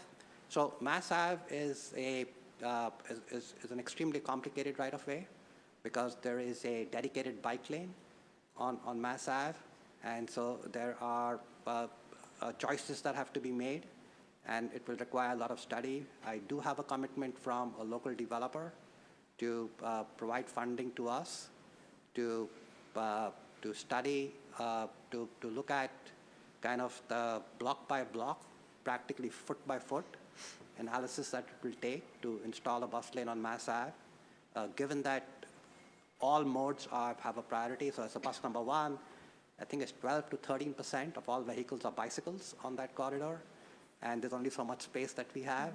It's also a very challenging corridor. It's the highest collision corridor, so our first priority is safety.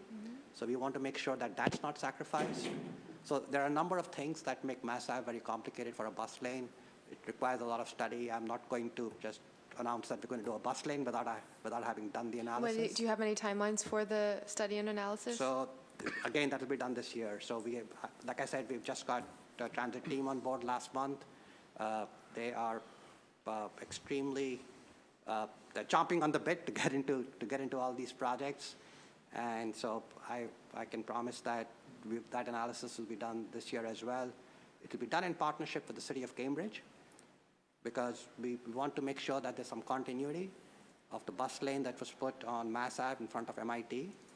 It will be done in coordination with the Mass DOT, because the bridge belongs to them, the Mass Ave bridge, and so all of that has to be taken into consideration. I will say that there's a development that's been proposed right opposite the Symphony Hall Green Line station, and I was in a meeting with them last week, and they've committed to making sure that the bus lane in that block between Newbury Street and Boylston Street is a bus lane. So that piece we're good about. So that's my apologies for the long answer, but. No, that's helpful. So it sounds like, and when you say North Washington Street, are you just talking about the bridge, or is there a piece? No, I'm not talking about the bridge. I'm talking about the section between Causeway Street and Haymarket.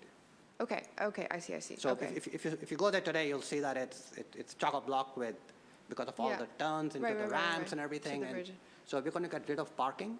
Yeah. On the right-hand side of that road. Yeah. But that's like a 3-block stretch. Yeah, but it'll not be one of those AM peak things. It'll be 24/7, 365. Okay. So essentially, it will be just one kind of entirely new medium to large scale dedicated bus lane this year, which will be Brighton Ave, and then North Washington Street, improvement of the SL4, and then by the end of the year, community process at least kicked off, or mostly through with Blue Hill Ave and Columbia Road? Blue Hill Ave for sure. Columbia Road, I need to. Okay, and then Columbia Road is not it's not a project that's led by the need for a bus lane. It's led by other issues as well. And there's schools. Okay, and then by the end of the year, study and analysis on Mass Ave, but not necessarily community process. I would start with the study of the Mass Ave piece. I'm not sure that the study will be finished by 2019. Got it. Okay. It depends on when the the developer is actually giving us the funds Okay. to, and they'll probably come for an accept and expend before the city council. So. We'll move that one. So on the staffing side, oh, sorry. Wes. Chair, so I was just going to see if I can add one thing, because I kind of want to stress, too, that I think, especially in partnership with BTD, we actually did present to our board a couple weeks ago, about 2 weeks ago, really kind of stressing and trying to understand where our board is at as far as like commitment to future bus priority infrastructure, such as bus lanes. And we actually did make a proposal to them that we'd focus on sort of what we see as the 14 miles of highest need corridors throughout our system. And we're going to be asking for funding through our CIP process. And I think it'd be short of me to say that I think our board and our leadership was actually very excited to figure out how we can move forward with investing in sort of the areas with the highest need. A lot of that is in the city of Boston. Yes. And so we're looking at funding opportunities that over the next 2 years we'd be able to fund. How much funding is it that you need? I think we're asking for about $10 to $11 million. That's assuming 14 miles, generally quick construction, some TSP, and then we have some additional funding available already. But essentially our goal here is we want to be good partners, and we all realize that no matter how much we increase our operating budget and adding more buses and operators, we need to increase the speed of travel and improve the reliability. And you've already chosen which routes that is? We can, with the corridors at least, it's not necessarily the routes. So the challenge here is that because we're also kicking off network redesign, right, which is going to really look, as we've talked about this market analysis, look at where our EJ communities are, where are the jobs, where are the schools, where are the hospitals, and also not just where our existing riders are, but where are all the people who are choosing not to take transit today. So looking at things like cell phone data to essentially blank sheet redesign our network. But with that, even because Boston, the Commonwealth, is not a grid system like Chicago, we've got this radial design, that there are always going to be corridors where we will always have transit. Whether it's the 1 or the CT1, there will always be buses running on Mass Ave because there's only so many corridors that can handle buses and the loads. And those are essentially where we know there's a lot of congestion today, where we know we're carrying about 65% of our ridership today. Those would be the areas that we want to focus on because we think they are low risk, high reward, and will then fit in very nicely to the planned network redesign. And what was the timeline on that again? I'm sorry. So 14 miles, when are you asking for funding and when would you start? So we have some funding available already. We're working on getting contracts in place right away. We have presented the goal of building 7 miles, corridor miles, in fiscal year 20, an additional 7 miles in fiscal year 21. And again, that's not just Boston, but that's throughout the Commonwealth. And in sort of comparison, we being the Commonwealth, built 3.5 miles this fiscal year, which includes, for example, the Roslindale pilot. Is that why you picked 14, just to quadruple it corresponds to essentially everywhere where the flow of traffic, when we calculated the passenger hours that were being lost, was over 40 passenger hours a day. And essentially it was a somewhat arbitrary cutoff, but it felt like a good number. It was achievable. It was a stretch goal because it does require us to all be good partners. And the combination then of both the load but also the amount of delay. Yes, for that so number. exactly. So focusing on some places might have a higher delay, lower load, or vice versa. Okay. And do you know do you have with you which corridors in Boston is included in that? We can follow up with that. Okay. But I can say that I believe Blue Hill Ave, Warren Ave, Mass Ave, North Washington Street, Brighton Ave are all part of that. And so that's where we've been working closely. So you're willing to make sure. to increase service, you're saying there. Is that what you're saying? We're saying we're willing to fund and support the development of priority infrastructure, which are bus lanes, TSP, bus bump outs, queue jumps, because the challenge is there's diminishing return in putting more buses and operators onto the streets if we don't fix that problem, because essentially we, the T, can guarantee we will start every trip on time. But as soon as it gets out into the streets, unless we make these investments, there's only so much we control about reliability. Okay, and that means, so is this are you talking about the paint controversy or is this design? Where's most of the funding in terms of dedicated lane needs? So I think the reason I brought that up is because we've heard from our board that they really want us to take the commitment for capital funding for design and for actually implementation construction and partner with the cities, and we'll pay for that. The challenge is that we're not going to pay for ongoing maintenance of those facilities. So we need to work with partners, work with our municipalities to figure out what that partnership looks like. Okay. But they've said, like, if we get this money and it's available, we will commit to designing and implementing those based on the funding available that we have. We just need the commitments from the municipalities for ongoing maintenance. Okay.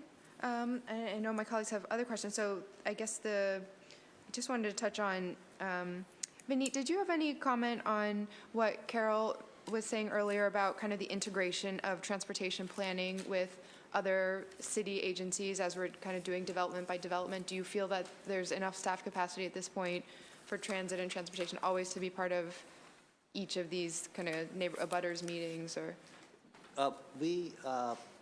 In general, yes. We don't go to each and every community meeting. You know, I mean, there's one every day practically. Yeah. I know. Yeah. So, but we do. Yeah. And you know, kudos to the councilors for showing up. You know, night after night. But it's for a good cause. We work hand in hand with the BPDA on each and every development project to make sure that transportation issues are comprehensively addressed. So whether it's in how the development is designed, particularly for pedestrian safety, for bike accommodation, for bus stop locations, but also to see how their mitigation package can advance some of these objectives. So But it sounds like there's more room for some support or guidance from BTD in pushing, even, you know, helping the residents who want to ask for more from the mitigation. Absolutely. There's always more room for us to improve, but we've done a lot of work over the last actually 5 years on, if not more, on making sure that that development projects are well integrated with the transportation issues. Thank you. And if I can add to actually to give BTD and BPDA a lot of credit, I think since, you know, when I got here about a year ago, we've been really working closely hand in hand with them on any time that there's a project that does have a transit impact to sort of reach out to us and help us understand what those impacts could be, and we can actually provide some insight of what some of the changes could be. And I think honestly, from our perspective, anytime that there's a new development that even goes past a bus route, we would love to just sort of know that. And there's a lot of little things you can do, even like moving shelters or moving bus stops, or honestly, if it's like a curb corner our buses turns, making that curb just a little less sharp so that our buses can make a turn more easy. All those things actually do impact us, and we'd love to be part of that. Does that not happen right now? I think it actually happens pretty well. I think it's anytime there's a smaller project, we'd love to actually hear about that as well. I think the smaller projects sometimes can just get sort of lost in the fray. Good. Okay. Thank you. Councilor Campbell. Thank you very much, Councilor Wu. Just picking up on Blue Hill Ave, so it's great to hear that, you know, obviously it continues to be a priority for the city, that we're going to go into a planning process. I wish we could be moving faster so we could do something, but I get the importance of engagement, particularly on Blue Hill Ave and in communities that frankly just don't trust us, trust the T, and rightfully so, frankly. There's a lot of, I'm not going to blame community for that, previous processes that just didn't go well, but we have a new opportunity here, right? And so I'm just curious, or I would like to know, what's the timeline on our end, on the city's end, to start that community process in 2019?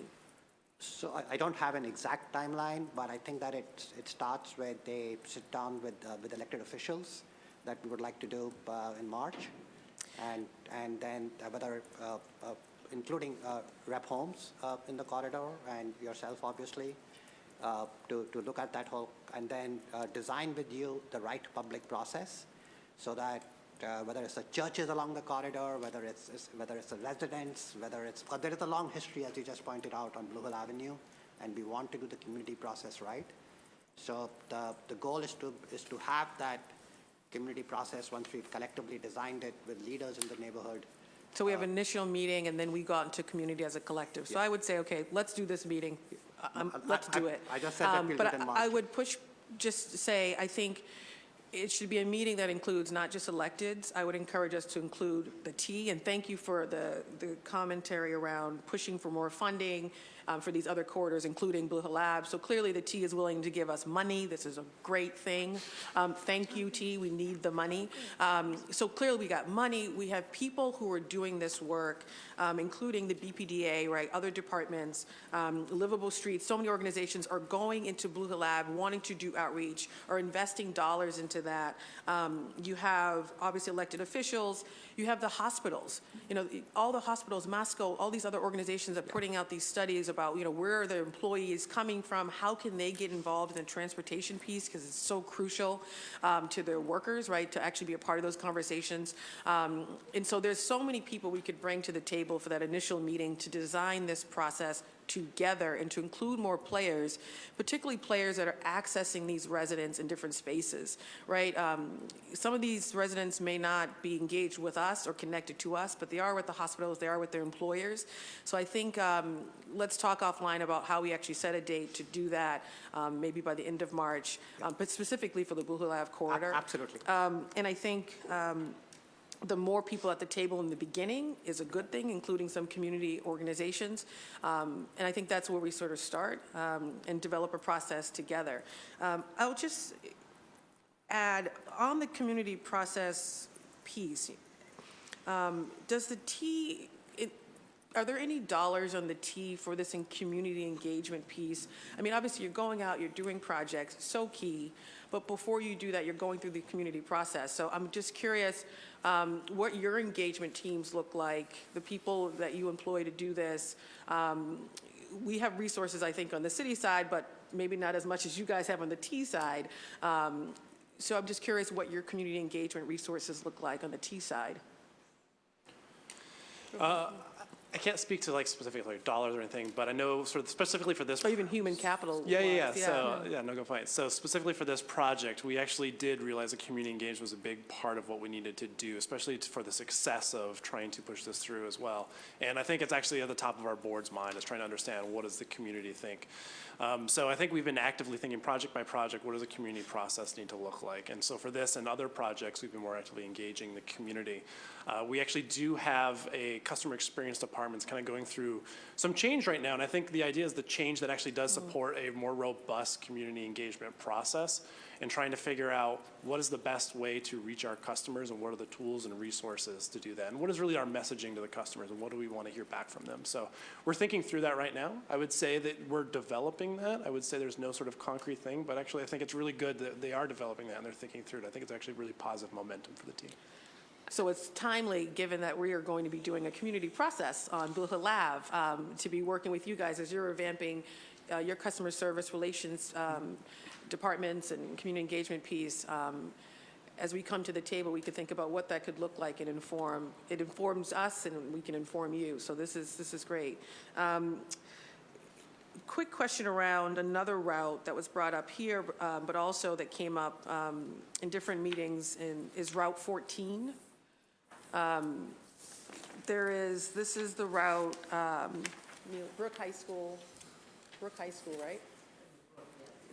So we have the new Brook High School. We have housing, new housing developments. There's a lot happening over there. I was actually just at the Brook, meeting with a large group of students there who take the bus all the time. And frankly, why I'm engaged with the T a little bit more on the customer service side is it was shocking to me that none of those students who take the bus every day knew that the T was proposing fare hikes. They didn't know anything about the proposal. They had no clue, no idea. So tells me that we just outreach non-existent. But specifically around the 14, there were complaints about the service being cut back, possibly slow, delayed. Some of the students complained about bus drivers actually driving past certain stops on the route. So they'd be waiting for the bus and it wouldn't stop. And they would call into a complaint line. Didn't know if anything happened. So I have two questions. One is, can you specifically talk about the Route 14 bus? And then the complaint sort of accountability process. So we have students and people actually calling and saying, a bus driver on bus number 256 just drove by. How do people follow up with them? How do they know what happened with their complaint? Where's the accountability piece there? So I can at least speak to, I mean, at And least I Route can say that. 14 is obviously on here, it's not doing well. Yeah, sure. And it's not on any of the proposed changes or anything like that. So as far as sort of what the comments about other cuts, not to our knowledge, but I will look into it. That's something we're not aware of. And then bus drivers driving past stops, that's something certainly we can look into and talk with operations staff about. As far as your comment about complaints, so we actually do, every day in my email and a lot of the operations staff email, we actually get the list of complaints. And they actually do identify the patterns when we start to see a lot of complaints happening. And so it is actually something that's discussed in operations when we see complaints that are happening sort of on a regular basis. So we do follow up on that internally. But I will take your comment back and actually talk with operations staff about Route 14 And before I leave here, I'll make sure we exchange cards and things, because not just for the Brook High School, the housing, I also represent a pocket of Rosendale, and residents over there have been complaining for years, I think even before I got on the council, about the Route 14 bus, the inadequate service there, and how we do better. And I think they would be shocked that the Route 14 bus isn't a part of this in some way. This is American Legion Highway. And so it goes back to, I think, again, that sort of equity analysis, and would this have looked differently if that lens was used, or a different process? And so I will make sure we exchange information, because the Route 14 bus, something needs to be done. We'll take a look. Thank you. I think that's all I have. I think that's it. Councilor Wu, thank you so much. Thank you. Thank you, Madam President. So just a few questions on the existing dedicated bus lane in Roslindale. I see all of those routes are still just hovering at, let's see, it was in the 50s, 60, I mean, anyway, they're not on the first couple sheets of this on-time performance, even with the lane in the morning. Are there plans for continued improvements there? Okay, I see. So they're around 66, 65.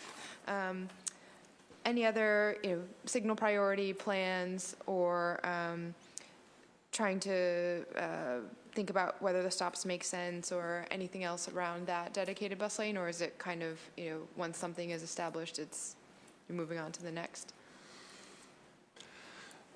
So I'll take a stab at this. So we've actually been in conversation with BTD about is there other things that we can do beyond just sort of painting in that corridor? And I think we would welcome the opportunity to look at what sort of the bus stops locations are that can actually improve service.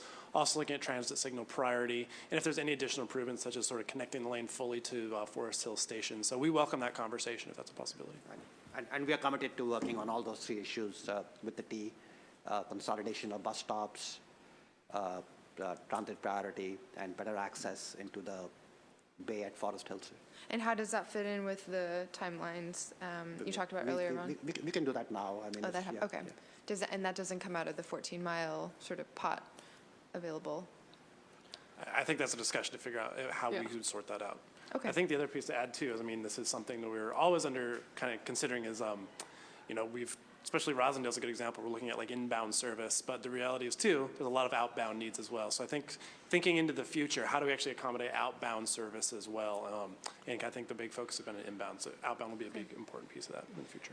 So my final sort of thought question on the 28 bus and Blue Hill Ave corridor, and I'm thinking that I'm going to invite maybe the three of us, between two district councilors who represent either end, and we partner on a separate hearing just on that bus line, because I think the opportunity to present it to residents as rapid, fare-free transit would make a big difference. And I've talked to Secretary Pollack years ago at this point about opportunities to pick certain bus lines and say, could we pilot fare-free just on this? We know it's needed. We know the opportunities it would open up. What about, from your perspective, what about the service impacts? Do you think that do you have the data to even begin to know what the service impacts would be if it was fare-free on that route with a dedicated bus lane? I don't think we have the information to comment on that, unfortunately, yet. Do you have any projections on how service is affected by, for example, you clearly have data predicting a decrease in ridership because of the fare hikes. So there's some models around how pricing affects ridership. Do you have any information on that bus route in particular? I think we defer. I think also the impact of any change on ridership of that level, I don't know how valid our elasticity models would work at that level. And again, we'd unfortunately have to defer to the FAIR team. Okay, so maybe let's expand the question a little bit and just talk about service levels in general, because, let's see, I had in my notes that the T has, we talked about all of these bus routes, 176 bus routes, but only 19 of them offer frequent all-day service. Right, so 176 sounds like a lot, but when you actually think about which routes can you use to get around regularly, reliably, that is not what residents need. It's not at the level that residents need. Any plans for actually increasing service levels? So that's a great. That goes back to our presentation. It was actually, I know Wes said 2 weeks ago. It feels like 2 weeks ago, but I think it was actually just this Monday. Oh, wow. Okay. On investing in more resources, which would be additional buses and additional operators, and the routes speaking to our key bus routes, right, which have the highest frequency. We, as part of the conversation about the capital investments, we also had a conversation about additional operating investments, which would be included in our fiscal year 20 budget conversation, which would be investing in additional operators. At this point, our biggest constraint is number of buses. And so we would not be able, currently, as it stands with the T, we're not able to invest in additional service during what we call our peak hours, morning and afternoon. But we did ask, as part of the fiscal year 20 budget conversation, to request an increase in additional operators who we'd invest in non-peak hours to provide additional service. It would be to, I think, bring us up to the service delivery policy. So our local routes that are the key bus routes who, again, not the same level of frequency. And I think in the appendix of this presentation, we talk about the service delivery policy standards. And try to get us up there. I think the conversation of if what you're asking is how do we create essentially new key bus routes with the same, which essentially have that very high frequency, I think that'd be an additional conversation even above and beyond those resources. I think our number one goal right now is to ensure that we can even meet our service delivery policy before we try to even exceed it, since currently we're not even meeting that. Melissa, anything you would add to that? There are some corridors that I think would be kind of bumped from the kind of regular local route category into the frequent route category that are on the margins now. So like routes like the 31 with the off-peak investments could get bumped into that next tier. Or there are a number of other corridors as well, a small number. So the ones that are on the table, in terms of the investment that you've already asked for to bring the frequency up to the standard, where would those be? Are those in Boston? A number of them hit Boston, and we were talking about before, and we wish we had brought that with us. I think we'll have to follow up an email with a list of which specific routes that would be, but it would impact 40 different routes and corridors, and we'll make sure to follow up after this hearing with you and the rest of the council with the list of those routes. Okay, so just so we have follow-up, if I could make sure we have it on the record of things at the list. So we had a request earlier for the on-time data broken down by race and income. We had a request for consideration of how the equity timelines of the equity analysis could better overlap with the public comment period. We had a request for where the 14 miles of highest need investment might go, which corridors specifically. And then this last one on which of these routes need to be brought up to this service delivery policy. Am I missing anything, Councilor Campbell? No, okay. All right, any other thoughts, city side or? Okay, well, thank you so much. We hope to see you back for our hearing on the fare-free rapid 28 bus. Yes, there's one more. But I wanna, yes, Vineet. Want to do for Blue Hill Avenue. Yes. Let's work collectively to Absolutely. figure out the right timing for that. Yes. Yeah, we don't want to do it too early, and we don't want to do it too late. Sure, that sounds great. So we'll get drafting and then we'll loop you in. But I want to thank our panelists. You're welcome to stay, or we actually only have one additional member of the public signed up to testify if you wanted to stick around and listen to Ms. Mela Miles, who I believe you probably all know. But Ms. Miles, feel free to identify yourself and your address and give your 2 minutes of testimony. Yes, I'm Mela Miles.